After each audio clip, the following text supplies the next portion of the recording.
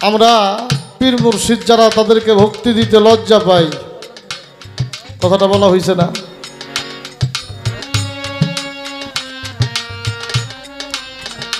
এই যে আপনারা যারা গুরু গোসাই আছেন, এই কথাটা কতটুকু সঠিক? এটা যদি আপনাদের কাছে প্রশ্ন করি, অনেকেই বলবেন কথাটা সঠিক। শিল্পী সরকার বলছে, শিল্পী সরকারের কথাটাও সঠিক, কিন্তু আমার মনে হয় এই কথার মধ্যে একটা গ্যাঞ্জাম বিশেষভাবে লুকাই আছে।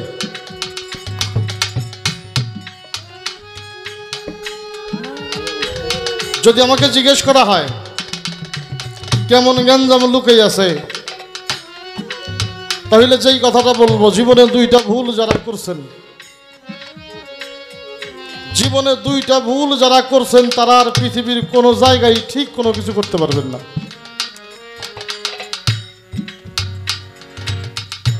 তার একটা হইল পীর নির্বাচন করা।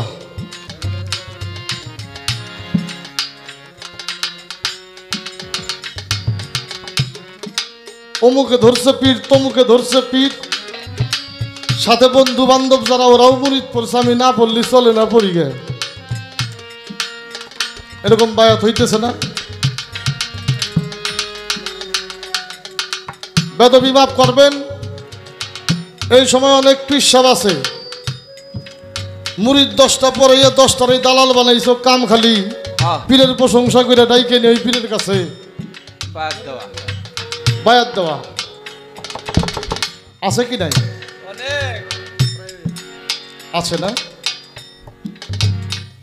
এখনো যদি আমরা হাদিসের দিকে লক্ষ্য করি, তাহলে হাদিস যেটা বলছে সেই জায়গাটা যদি ঠিক থাকে, তাহলে আমার মনে হয় পীরকে ভক্তি করতে কোনো ভক্তের আপত্তি কোনো জায়গায় থাকার কথা না।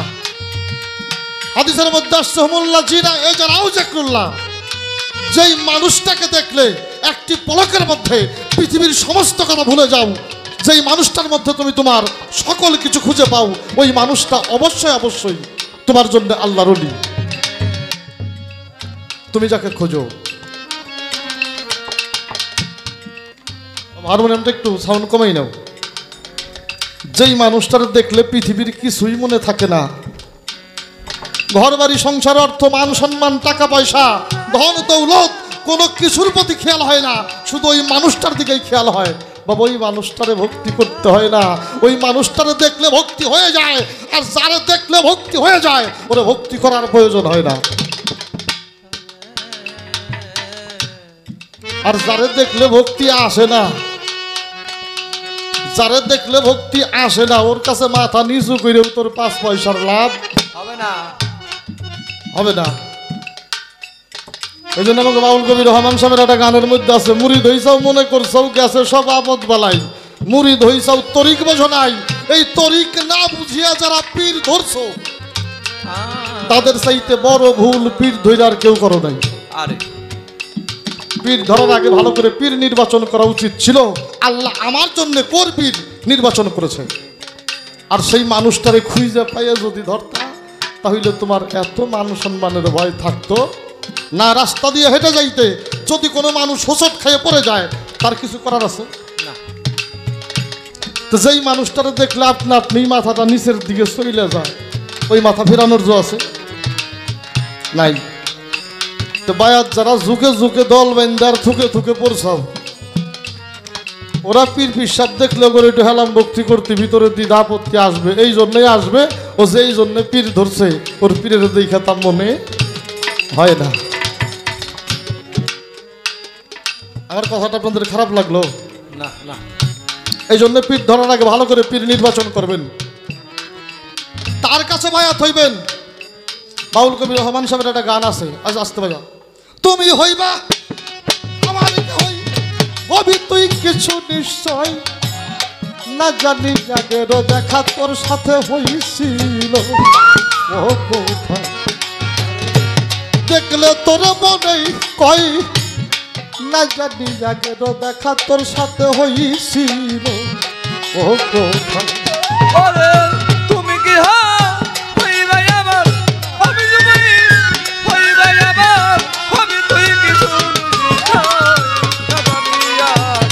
দেখা হইছিল অনেক। আরে দেখলে জানো মনে হয়, না জানিয়া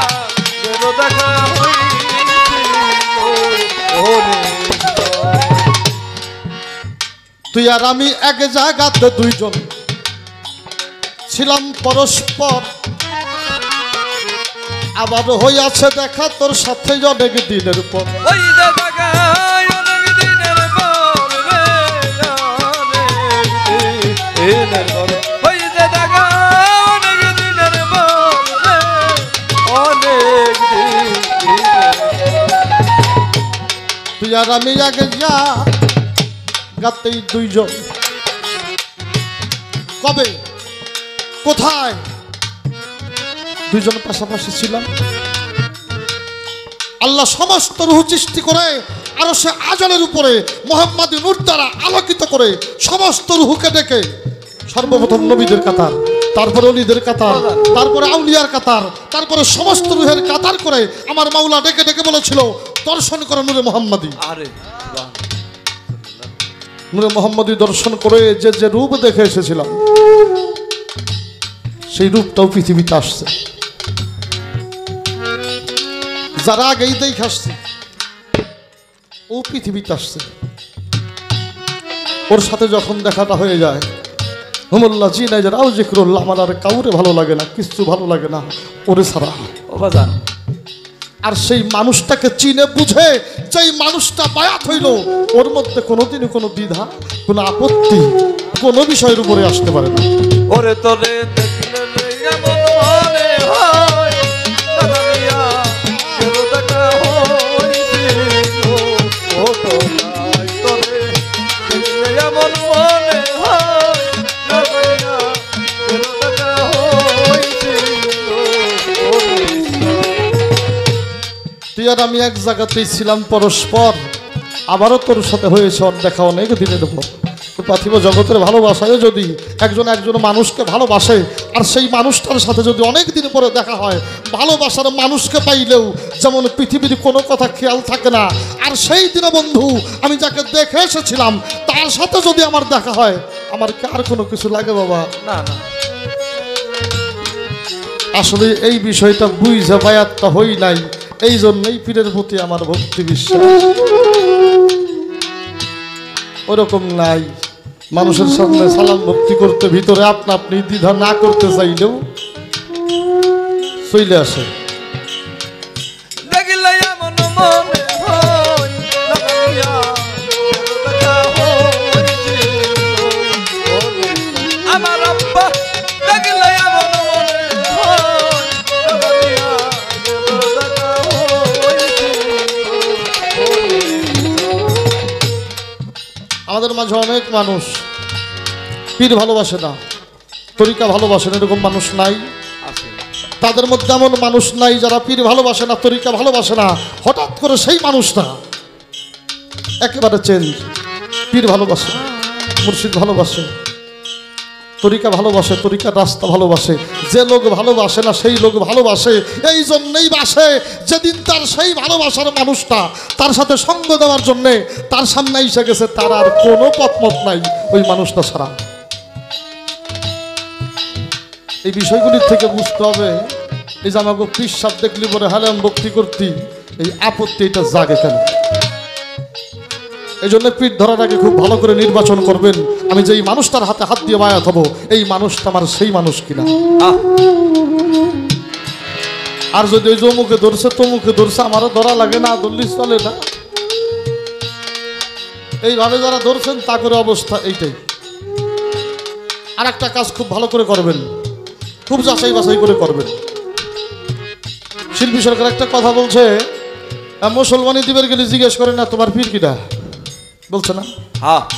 স্কুলে ভর্তি হইতে গেলে জিজ্ঞেস করে না, কলেজে জিজ্ঞেস করে না, চাকরির ইন্টারভিউ দিতে গেলে জিজ্ঞেস করে না, বিয়ে করতে গেলে জিজ্ঞেস করে না। শিল্পী সরকার সত্যিকার অর্থে তরিকপন্থী মানুষ যারা, তারা কখনোই বেতরিকার মেয়ে মানুষ বাড়িতে আনে না না। কিরা জিজ্ঞেস করলো, কিরা করলো না, এইটা বড় কথা না। বড় কথা হইল যারা নেবে তারা যাচাই বাছাই না কইরে।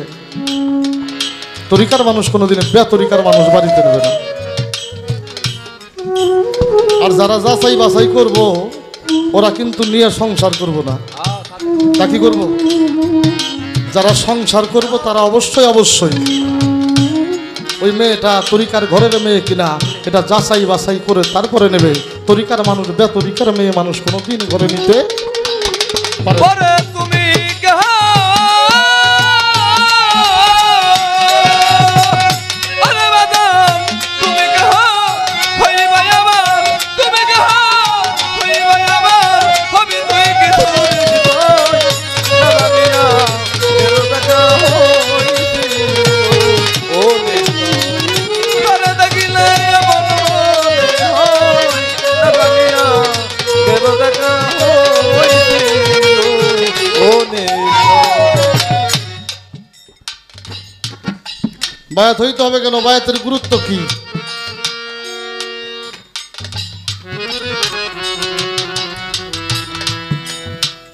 বাবা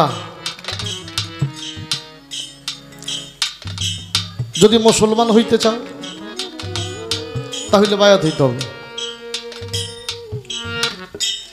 মুসলমান আরবি শব্দ, এর বাংলা শব্দার্থ হইল আত্মসমর্পণকারী। যারা আত্মসমর্পণ করে নাই তারা মুসলমান হইতে পারে নাই। এই জন্য আল্লাহ পবিত্র কোরআন শরীফের মধ্যে বলছো কোন মা সাদেকিন, তোমরা সাদেক লোকের সঙ্গী হও। মুসলমান না হইয়া কবরে এসো না, তোমরা সাদেক লোকের সঙ্গী হও। আর এই সাদেক লোক কারা? আল্লাহ ঘোষণা করলেন ওলামা উম্মতে কাম্বি বানি ইসরাইল, আমি নবী মুহাম্মদের উম্মতের মধ্যে একদল মানুষ প্রেরণ করিয়াছি যারা বনি ইসরাইল নবীদের চাইতে উত্তম। ওরা হইল সাদেক ব্যক্তি। তুমি যদি আল্লাহর সান্নিধ্যে যাইতে চাও, আল্লাহকে পাইতে চাও, আল্লাহকে বুঝতে চাও, আল্লাহকে দেখতে চাও, তাহলে অবশ্যই অবশ্যই একজন আল্লাহওয়ালা মানুষের কাছে বায়াত হইতে হবে। এর বিশেষ গুরুত্ব এই পার্থিব জগতে উম্মতের কাছে নবীগণ যেমন কাল হাসরের মাঠে একটা ভক্তের কাছে তার মুর্শিদ তেমন। এরপরেও যদি তুমি পড়ো, যদি না পড়ো এটা তোমার ব্যক্তিগত ভাব। দেখলে যেমন মনে হয় না জানিয়া দেখা হইছি ও নিশ্চয় আমার বাবা দেখলে যেমন মনে হয় না জানিয়া দেখা হইছি ও নিশ্চয়।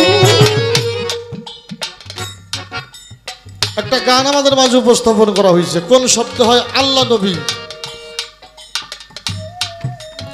এক ঠিকানায় দিবা তিনজনের পরিচয়, আলিফ আল্লাহ, লামে আদম, মিমে মোহাম্মদ। পবিত্র কোরআন শরীফ সূরা বাকারা প্রথম নম্বর আয়াতটাই হইল আলিফ লাম মিম। এর কোনো তাফসির করা হয় নাই, এখানে শুধু উল্লেখ ইহার ভেদ আল্লাহই ভালো জানে। ইহার ভেদ আল্লাহই ভালো জানে, ইহা কোনো মুত্তাকিন কোনো সাধারণ ব্যক্তি জানে না।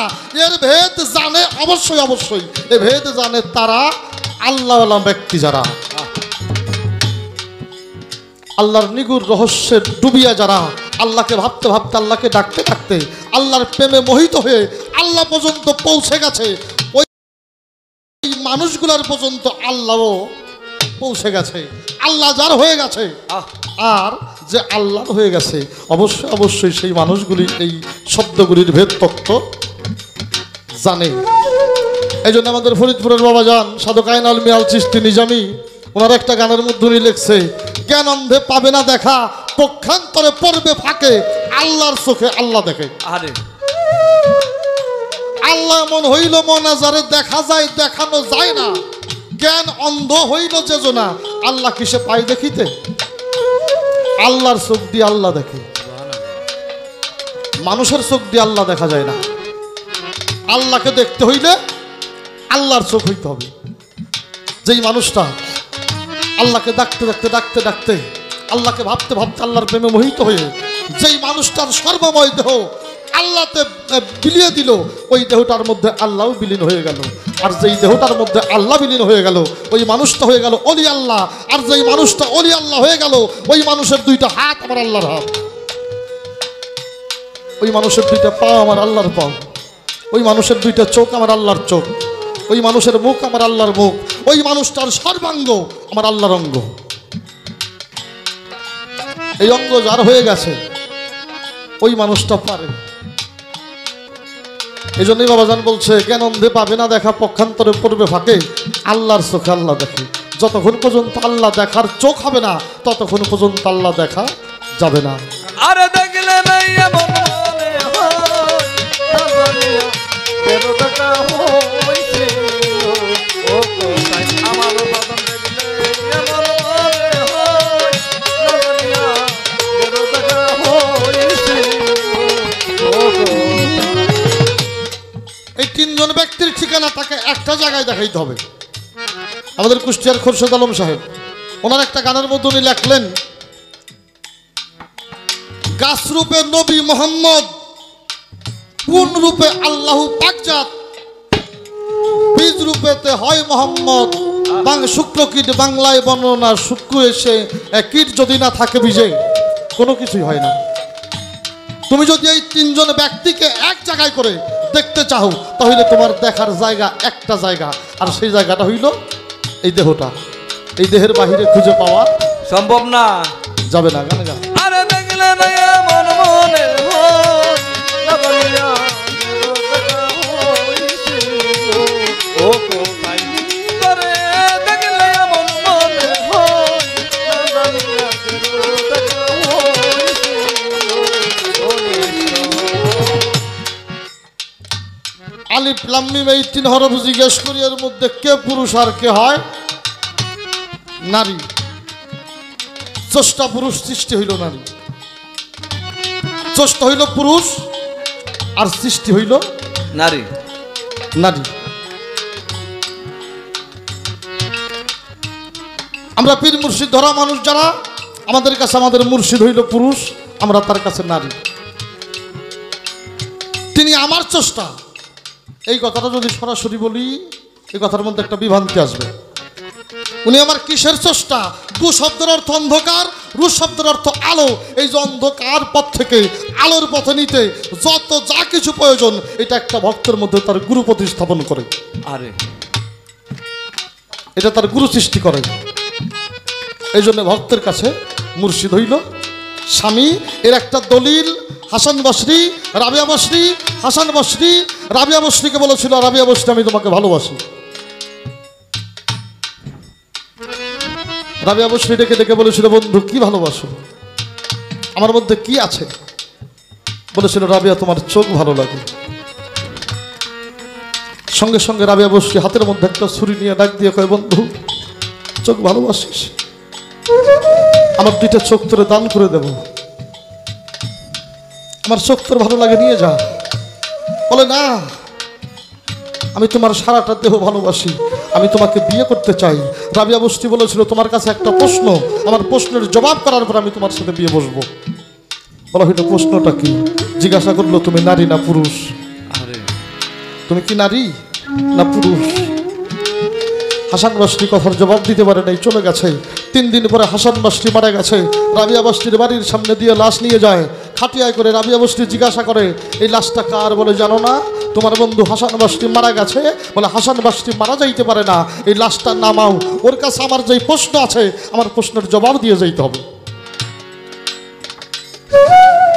যখন নামানো হইল, রাবিয়া বসরি চিৎকার দিয়ে বলেছিল, বন্ধু তোমার কাছে প্রশ্ন করেছিলাম, তুমি নারী না পুরুষ, আমার প্রশ্নের জবাব না দিয়ে তো তুমি চলে যাইতে পারো না। মৃত মানুষ দাঁড়িয়ে জবাব করেছিল, একমাত্র স্রষ্টা হইল পুরুষ, আর সমস্ত সৃষ্টি আমার স্রষ্টার কাছে নারী। যে যার স্রষ্টা হয় সে তার স্বামী, আর যে সৃষ্টি হয় সে হয় নারী। আল্লাহর কাছে বান্দা হইল নারী, নবীর কাছে তার উম্মত হইল নারী, একজন গুরুর কাছে ভক্ত হইল নারী। আরে এই জন্যই হালিম বয়তির একটা গানের মধ্যে শাস্তে বাজা, নারী হইয়া নারী সাইজা, নারী হইয়া নারী সাইজা, মিয়া যাইও তুমি নারীর বাড়ি সাধন কইর নারী, পারলে সাধন কইর না। ওরে সাধন কইর নারীর আগে, সাধন কইর নারী, তোমরা সাধন কইর নারীর আগে, সাধন কইর নারী। আগে নারী হইয়া নারী সাইজা যাইও মিয়া নারীর বাড়ি, তারপরে সাধন কইর নারী। যার সাধন হইছে নারী, তার সকল জায়গায় মিলবে পারি, আর যার সাধন হয় নাই নারী, তার কোনো জায়গায় নাই পারি। ওরে নারী হইয়া নারী সাইজা, নারী হইয়া নারীর বাড়ি সাধন করবে সাধন করবে যদি ওরে সাধন করবে যদি তারা সাধন করবে যদি মেয়েরা মাথায় চুল রাখে বাবা, রাখে না? আছে তো মেয়েদের মাথায় চুল আছে। আমরা বাজারে যাইয়ে যাইয়ে মানে চুল ভালো থাকবো, সবচাইতে ভালো থাকবো কোন তেল দিলি, কোন শ্যাম্পু দিলি, এই চিন্তার উপরে শ্যাম্পু কিনি, তেল কিনি, কন্ডিশনার কিনি, তাই কিনি না? এই কাম যারা করেন তারা যত বড় ভুল করেন, এই ভুলের জন্য আপনাকে পস্তাইতে হবে। চুল নারীর মাথায় যেই কারণে সেই কর্ম যদি নারীর চুল দ্বারা না হয়, ওই চুলের যত্ন করা কোনোভাবেই ঠিক না। মায়েদের বলি খালি ভালো ভালো কন্ডিশনার শ্যাম্পু আর তেলের চিন্তা করে কাম নেই, চুলের কাম যা তা কইরে আল্লাহর সামনে যাইতে হবে। তাছাড়া খুব বড় করে খোদার কাছে একটা হিসাব দিতে হবে। আমাদের তরিকার মধ্যে অনেক মানুষের মাথায় চুল থাকে, থাকে না? নারীর মাথায় যেমন চুল, ওই চুলের যেমন কর্ম থাকে, একজন ভক্তের মাথায় যে চুল, এই চুলেরও গুরুকর্ম থাকে। এই গুরুকর্মের চুল যেগুলা ভাগ্যক্রমে এই চুলটা মুক্তির ফায়সালা হইতে পারে। এটা রাসূলের হাদিস, হুব্বে রাসূল।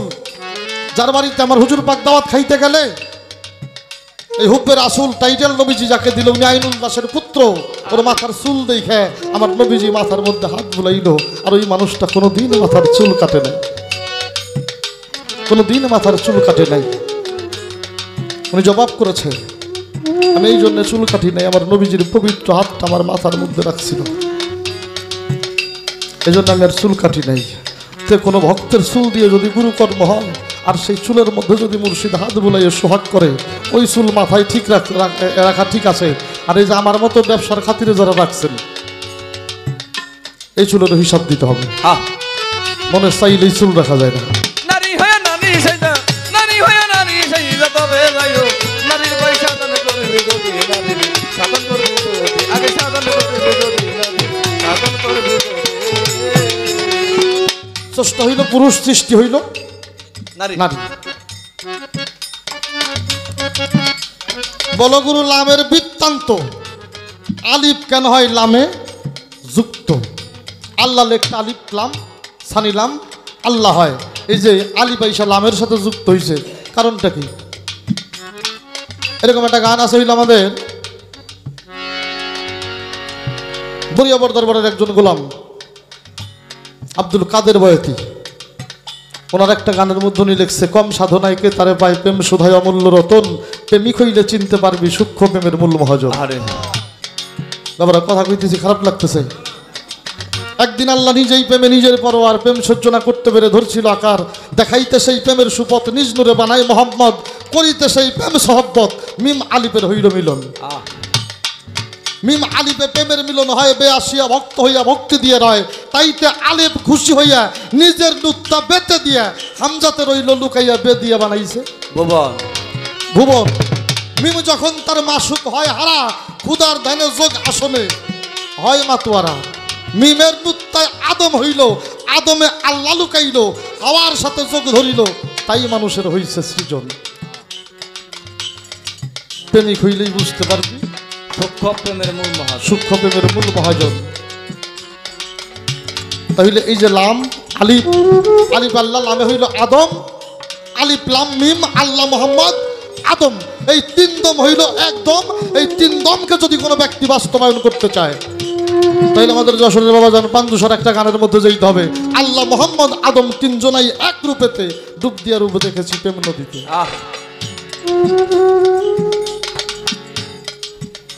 এই পর্যন্ত আলোচনা ইহার বেশি না,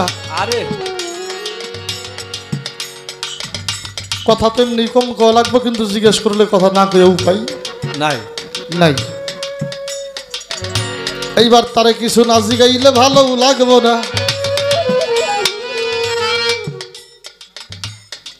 পালাটা গুরু আর ভক্ত, গুরু আর ভক্তের দূরত্ব কত? একটু আসতে বাজায় যে পীর সাহেবের সাথে কথা কই, গুরু আর ভক্তের দূরত্বটা কত?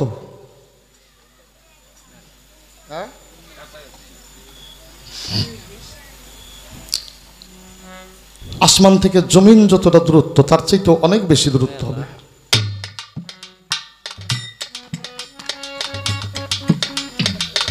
আসমান আর জমিনের দূরত্ব যতটুকু তার চাইতে বেশি দূরত্ব গুরু আর ভক্ত। আমার এই কথাটা অনেকের কাছেই একটু অন্যরকম লাগবো, এই জন্যে লাগবো ভক্তের অধীন ভগবান, ভক্তের অধীন ভগবান সর্বসময় অধীন না। যখন ভক্ত ভক্ত রূপ লয় তখন গুরু ভক্তের অধীন হয়। কি ভক্তির জোর থাকলে ভক্ত হওয়া যায়, গুরু শক্তি অর্জন না করা পর্যন্ত গুরুর নিকটবর্তী ব্যক্তি হওয়া যায় না। ভক্ত হইলেই কি গুরু হওয়া যায় না। এই আলোচনাটা এমন একটা বিষয়, ভক্ত হইলে কখনো গুরু হওয়া যায় না। ভক্ত যখন মানুষ হয় তখন ওই মানুষটা গুরুর নিকটবর্তী ব্যক্তি হওয়ার পথ খুঁজে পায়। ওই পথ ধরে যদি গুরু বস্তু কেউ লাভ করতে পারে তাহলে ওই মানুষটা গুরুত্বপূর্ণ বস্তু নিজের মধ্যে প্রতিস্থাপন করে ওই মানুষটাও গুরু হয়। যতক্ষণ পর্যন্ত গুরুর গুরুত্বপূর্ণ বস্তু এটা নিজের মধ্যে ধারণ না করা যায়, অর্জন না করা যায়, ততক্ষণ পর্যন্ত গুরুর নিকটবর্তী ব্যক্তি হওয়া যায় না। যায় না কি যায় বাবা? তাহলে আপনারা গুরু আর ভক্ত তো কাছাকাছি নেন কে? গুরু আর ভক্ত দুইজন মানুষ যদি এক জায়গায় বসে থাকে, ভক্তের স্থান গুরুর পায়ের নিচে, পায়ের কাছে, কি তখন ভক্ত চেয়ারে বসতে পারে যদি গুরুর গুরুত্বপূর্ণ বস্তু রক্ষা করিয়া মুর্শিদ হইতে খেলাফত লাভ করে। ওই মানুষটা ইচ্ছা করলে মুর্শিদের বাম পাশের চেয়ারেও বসতে পারে। আর আমরা খালি গুরু ভক্ত পালা দিয়ে কই যে 19 আর 20, এত 19-20 না বাবা। জায়গা হইল পায়, গুরু হইল মাথায়। আর যদি গুরুত্বপূর্ণ বস্তু রক্ষা করতে পারে, এই রক্ষা করার পথটা তখন পায় যখন ভক্ত ভক্ত হয়ে যায়। আরে ভক্ত হইছে, গুরুত্বপূর্ণ বস্তু রক্ষা করতে পারে নাই, ওর সীমানা ওই পর্যন্তই।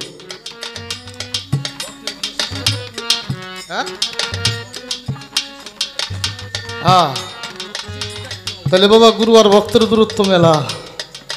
ভক্ত হওয়া যায় কিন্তু গুরু বস্তু রক্ষা করাটা ভক্ত হওয়ার চাইতে বেশি কষ্টের।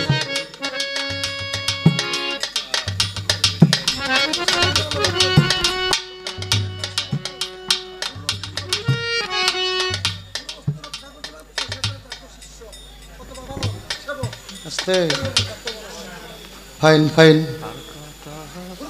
বিষয়টা হইল আপনার পকেটে 1000 টাকা আছে। এই 1000 টাকা যখন আমারে দিয়ে দিছেন, এই 1000 টাকার মালিককে আমি। তো তাই যদি হইতো ভক্ত যারা তারা সরাসরি গুরু হয়ে যাইত। ভক্ত হইলেই গুরুত্বপূর্ণ বস্তু রক্ষা করা যায় না, ভক্ত হয়ে তারপরে গুরুত্বপূর্ণ বস্তু রক্ষা করার পথ খুঁজে পাওয়া যায়।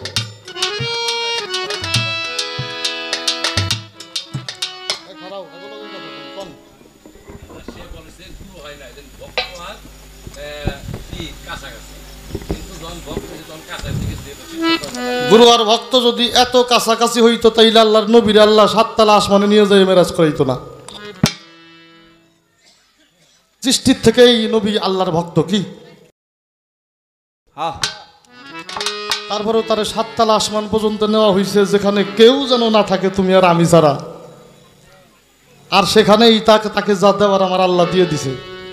এই কথা আপনি অস্বীকার করবেন? এই জন্যই বলছে এই পৃথিবীর থেকে আসমানের দূরত্ব যতটুকু, গুরু আর ভক্তের দূরত্ব ততটুকু। ওই পর্যন্ত যদি কোনো ভক্ত যাওয়ার পথ খুঁজে পায়, ওই মানুষটা গুরুত্বপূর্ণ বস্তু রক্ষা করতে পারে। ওই পর্যন্ত যদি কেউ না যাইতে পারে, গুরুত্বপূর্ণ বস্তু রক্ষা করতে পারবে না। ভক্ত হইলেই গুরুর নিকটের ব্যক্তি হওয়া যায় না।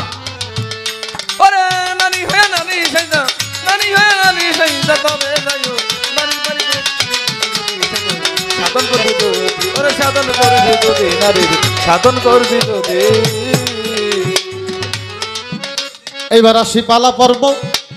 একটা কথা জানতে চাই, শিষ্য, বালক, সেবক,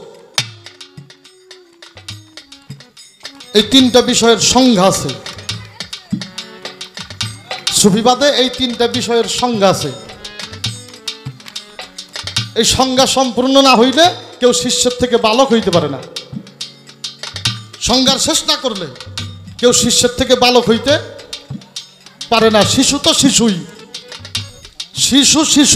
শিশু ততক্ষণ বালক হয় না যতক্ষণ না পর্যন্ত নিজের ইচ্ছা মতো চলতে পারে। আর ততক্ষণ ওরে দিয়ে বাবা মায়ের খেদমত হয় না যতক্ষণ পর্যন্ত কামাই না জানে। কামাই না জানলে এই বাপ মায়ের বাদ দেওয়া যাবো, কাপড় দেওয়া যাবো। এরকম শিষ্যের সংজ্ঞা আছে, বালকের সংজ্ঞা আছে, সেবকের সংজ্ঞা আছে।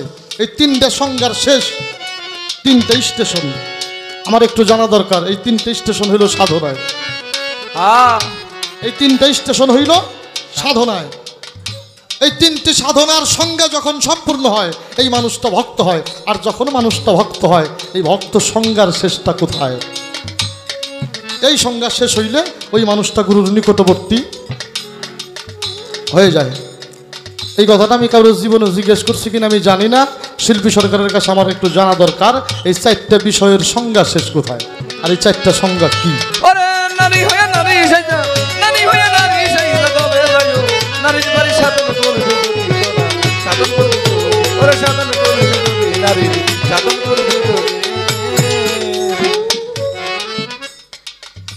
একটা গান শুনছি, জনমে জনমের দরদি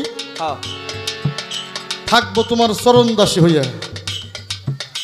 প্রশ্ন মেলা দিন করছে, এই গান থেকে কোনো প্রশ্ন করব না, যা আছে এই গানের মধ্যে আছে। তো জনমে জনমের সঙ্গী যদি কেউ হইতে চায় আমার মনে হয় কোনো কর্ম তার করতে হয়। কি খালি আমার একটু জানা দরকার মুর্শিদের এই ভক্ত হয়ে, সেবক হয়ে, বালক হয়ে, শিষ্য হয়ে এমন কোন কর্ম আছে যেই কর্ম করলে জনমে জনমে, অর্থাৎ এইবার আইসি মারা যাব আবারও জন্ম নেব, তুমিও মারা যাবে আবারও জন্ম নেবে, সেই জন্মেও তুমি আর আমি গুরু আর ভক্ত হয়েই থাকবো। এটা কোন কর্ম ভক্তের করতে হয়? এই বিষয়গুলি আজকে আমাদের মাঝে শিল্পী সরকার উপস্থাপন করবে। আমরা যারা গুরু ভালোবাসি তারা যেন জনমে জনমে গুরুরে পাই। ছোট করে একটা গান আপনাদের মাঝে উপস্থাপন করি। চলো রে ভাই সোজা রাস্তায়, চলো রে ভাই ধর চরণ জোর হাতে,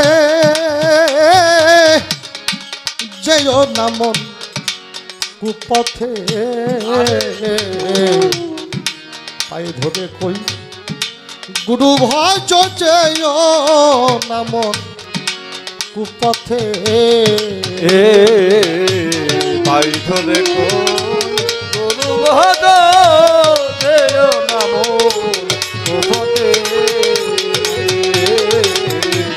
পায়ে ধরে গুরু ভজ, যেও না মন কুপথে। আসবে সমন বাঁধবে রে মন, শুনবে না কারো বিনয় বারো। আসবে সমন বাঁধবে রে মন,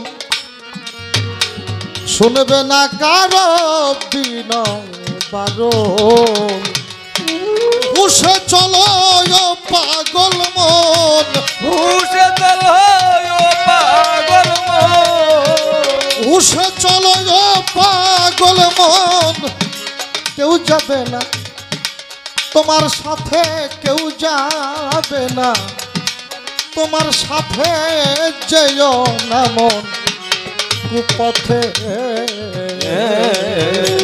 পাই ধরে ওই গুরু পদ, যেও না মন কুপথে, পাই ধরে ওই গুরু পদ, যেও না মন কুপথে। কুপথে বাড়াইয়ে পাও দুঃখ পেও না মাথা খাও। ভক্ত কুপথে বাড়াইয়ে পাও দুঃখ পেয় না মাথা খাও আনন্দে হরি গুণ গাও আনন্দে গুরুর গুণ গাও ধর চরণ চোর হাতে জয় নাম কুপথে পাই ধরে কই গুরু দয় নাম কুপথে পাই ধরে কই গুরু দয় নাম কুপথে যদি পারো পাগল মন জয় হও মুর্শিদের মনে মতো ভক্তরে পায়ে ধরে কয় পাগল মন যদি পারো হও মুর্শিদের মনের মতো হুশে চলো কয় মন মহ উঠে চলো কই মন হুশে চলো কয় মন মোহন একা যেতে হবে একা পথে যেও না মন কুপথে পাই ধরে কই গুরু বাদা দয় নাম কুপথে পাই ধরে কই গুরু বাদা দয় নাম কুপথে ওরে সোজা রাস্তায় চলো রে মন সদা রাস্তায় চলো রে মন সোজা রাস্তায় চলো রে মন কেউ যাবে না তোমার সাথে যেও না মন কুপথে পায়ে ধরে কই গুরু ভজ যেও না মন কুপথে পায়ে ধরে কই গুরু ভজ যেও না মন কুপথে পায়ে ধরে কই গুরু ভজ যেও না মন কুপথে